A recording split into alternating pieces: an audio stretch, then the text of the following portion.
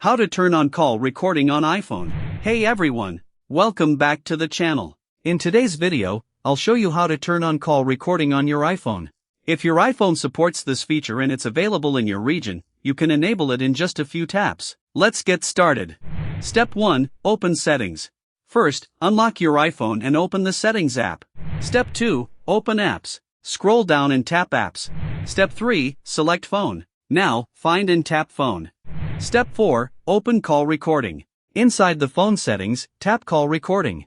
Step 5. Turn on Call Recording. Now, turn on the Call Recording toggle. Once it's enabled, your iPhone will allow you to record supported phone calls.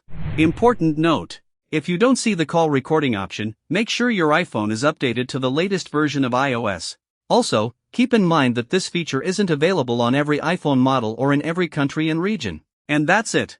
You've successfully turned on call recording on your iPhone. If this video helped you, don't forget to like, subscribe, and turn on notifications for more iPhone tips and tutorials. Thanks for watching, and I'll see you in the next video.